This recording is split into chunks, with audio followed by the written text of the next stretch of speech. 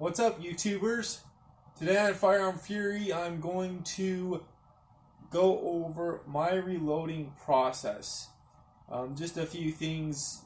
Don't take any of this load data that I'm going to use in your rifle. You need to safely work up your own data. And just as a general guidance tip in reloading, you just need to be very careful, very detail oriented. Don't be distracted. Don't like watch a video or try to do something, especially while you're loading powder and loading bullets. Maybe if you're prepping brass, and bullets. Okay, so as I said, we're gonna do 300 blackout. I have been in a little battle with my 300 blackout. Usually it doesn't take me too long to figure out a load, but I am using cast bullets. I'm trying to get subsonic out of my 300 blackout. I'm trying to get a decent group at 100 yards. I'll have a reloading video out showing the results of all of my reloading process throughout my reloading process with the 300 blackout. Here I am going to be testing out a new primer, as the CCI primers which I was using, I ran out and I can't find them in stock anywhere. So I have some federal primers I am going to try out, and I have what I think is the right grain weight with this specific powder that I am trying. It should be right around 1050, right around that maximum for subsonic speeds. So here we go. Okay, so if you're new to reloading, or if you're just interested in reloading, then I'm going to go over the very basics. I'm sorry for those who already reload. This may be a little boring. Feel free to skip ahead to the part where I get into a little bit more detail about my reloading process. There are 4 main components of reloading. You've got your brass. The brass is what holds the powder, the primer, and the bullet. So the brass is obviously pretty important. There's the 300 blackout brass. You've got the primer. You've got the powder. I'm using this powder. Now there are hundreds of different powders, and there's a lot of differences about these powders, but one of the main differences about powders is their burn rate. Generally, you will use a faster burning powder for pistols. This is simply because pistols generally, it's a shorter barrel than a rifle, right?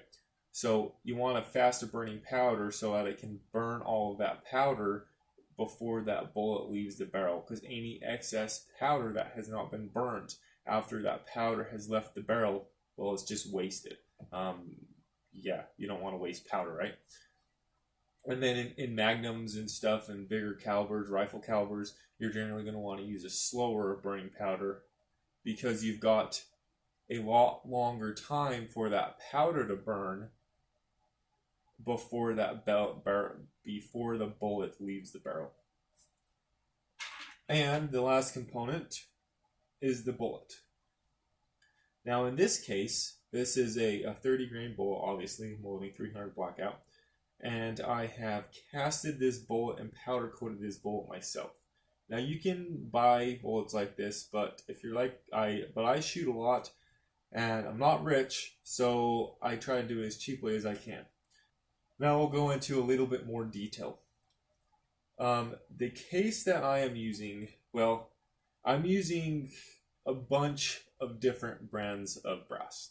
What I have done to get this 300 blackout brass, as I mentioned before, I'm not rich. I like to shoot a lot, so I do a lot of the things myself. A lot of the things I can do by myself, and with supplies I already have, I'll do. So this is 223 range brass that I have sized and cut down and sized to 300 blackout brass. For those of you don't know, 300 blackout brass is simply a shortened 223 case or 5.56 case with the neck opened up to 30 caliber. Okay. Now I've had pretty good luck with these. They've most of them have seemed to chamber fine.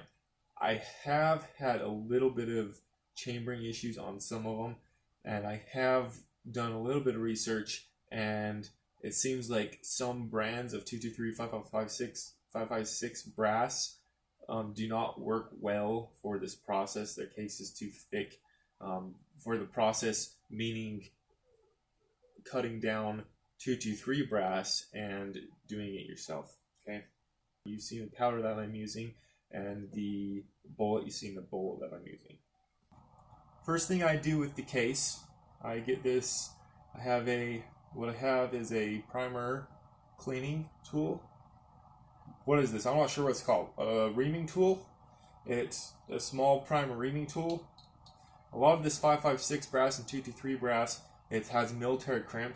They've just crimped that primer in, and in order to put a primer in a crimped case, a pre-crimped case, you have to ream out the primer pocket to get rid of that crimp so that you can fit a primer in there. So you just simply run it around a few times until it's smooth, and I do not feel a crimp anymore, and then clean out that primer pocket.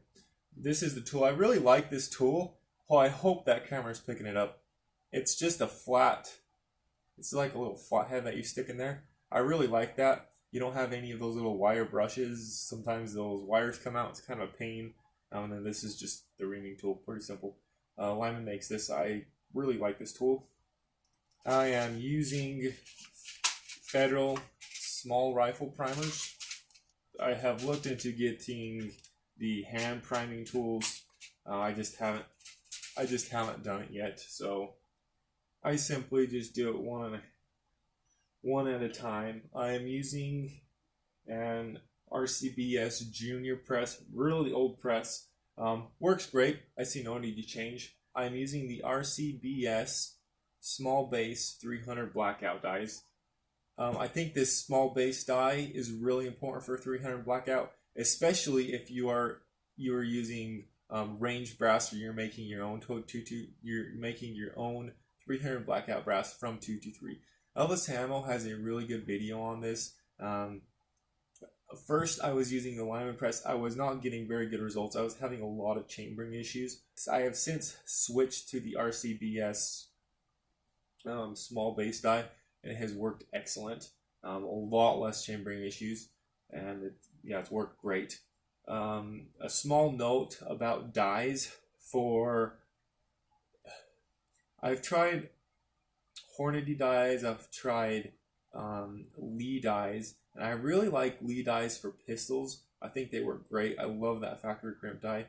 I use that on all semi-autos and pistols. And for 30-30 example, for 2 Fed magazines. What I have found for rifles is that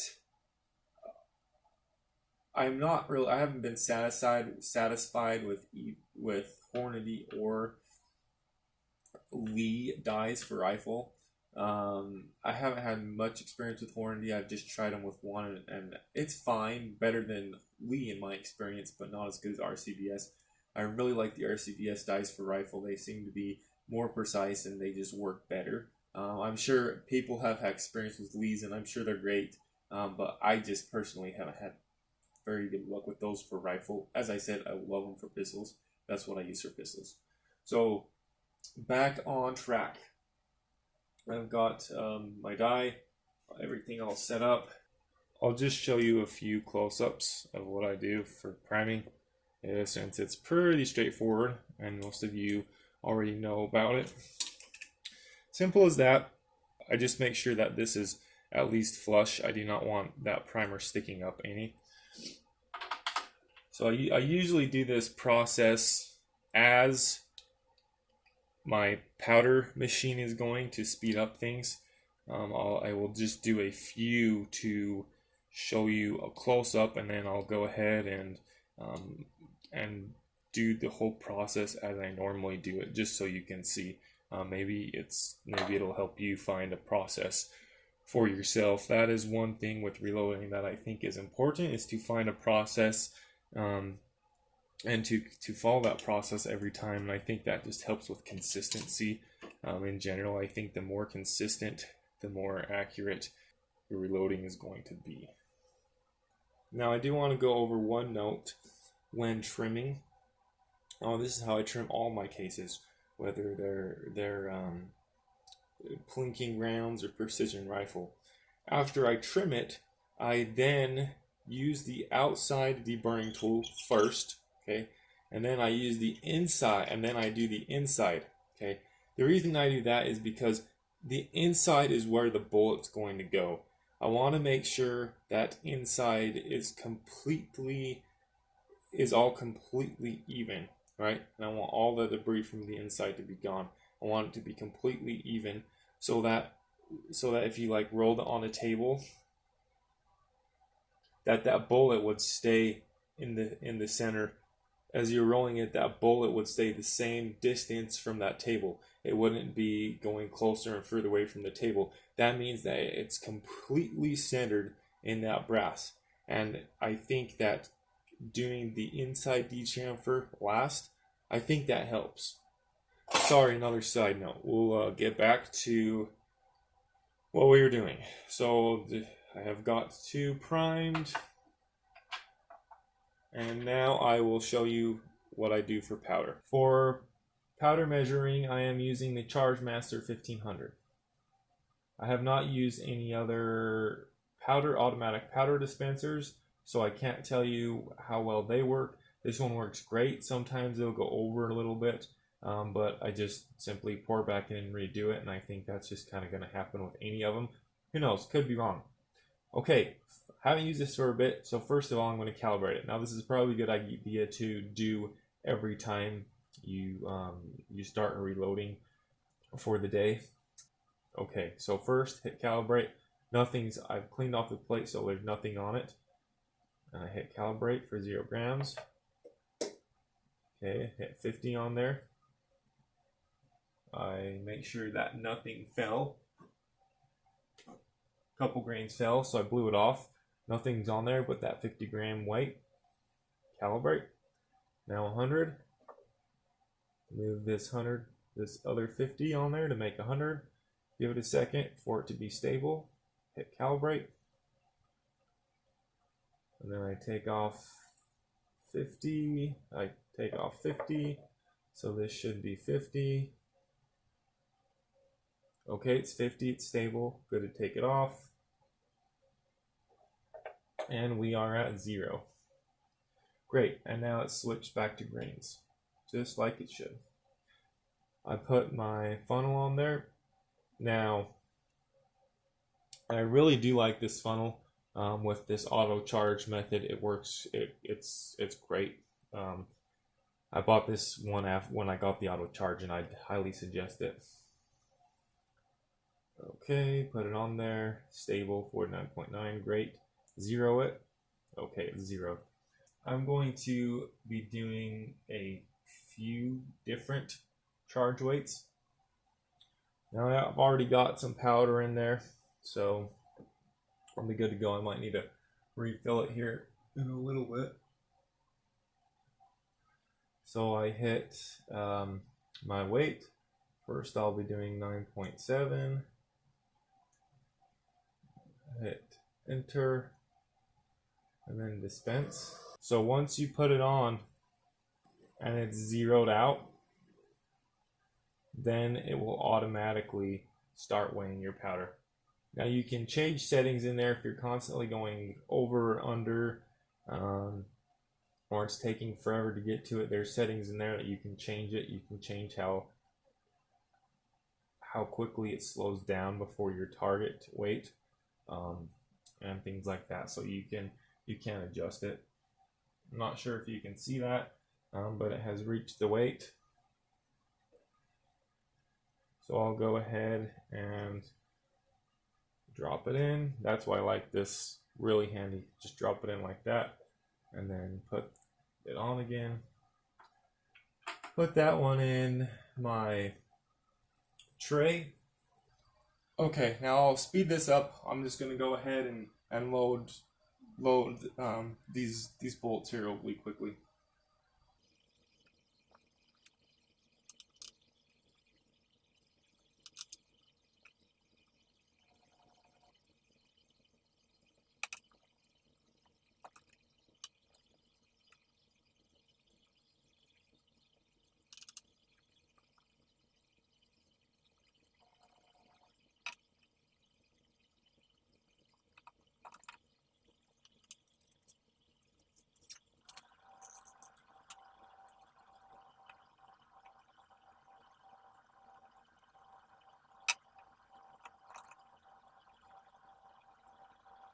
Okay, I have all of my powder charges measured and put into the case. Now I'll go ahead and seat the bullet. Again, I am using this cast and powder coated Lee with the Lee mold. It's the 230 grain mold. So these should be going subsonic. Got my die in there. This is pretty straightforward. One thing I like to do before I put it in there is just take half a second, look, make sure that powder's in there. I'm going for a 2.180 overall length. Now I'm not sure what this is set out. I've been moving it as I have been testing. So what I did is I just went in a little bit, make sure that my caliper is set to 0, and then I'll see what we're at. We've got a ways to go, okay? So I'll go ahead and put it down some more. Oh, that one I went all the way to the bottom, so hopefully it's right. 2.190. Go down a little bit more. Now all I'm doing is just turning this little screw up top. That pushes in the bullet seater die, so it shortens the overall length. Okay, great, 2.180. Make sure there's powder. Go ahead and seat that bullet. Now your overall length might be a little different. The most important part is the O drive. It's actually probably a tool that I should have bought a long time ago, is to get a tool that measures the O drive instead of the overall length. What I do is I just make sure it's right about what overall length I want, and make sure that it's right in that range, knowing that it may vary a little bit, and that's fine. But usually once you get it set up, it's pretty much right on. Maybe a few thousandths, maybe a couple thousandths off every once in a while, so seems to work fine for me. Go ahead and finish these up. Stay tuned, subscribe, and we will go over the results of these bullets, see how they shoot, see if I have finally found a good subsonic load for my 300 Blackout. The next step is very important, especially when loading for firearms with tube-fed magazines or semi-automatic firearms. Now, this is a Lee factory crimp die, okay? What the factory crimp die does is it squeezes around the case of the mouth to ensure the bullet stays there. So here is what it does. As you can see, there's 4 pedals. Now as I push the ram, you can see those pedals squeeze. Okay, so those pedals squeeze that case in around the bullet so that the bullet does not move. Now to determine how much crimp you want, you'll first pull up the ram. Now you should know, this is just how I do it. When you receive these dies or this equipment, you should read the instructions and follow the instructions accordingly. So how I do it is I put the ram to its uppermost position, turn it down until it touches, until it comes in contact with the shell holder, pull the ram up a little bit, and then I turn it. To start out with, I'll turn it half a turn in, okay, and then you can go up to, well, a full turn.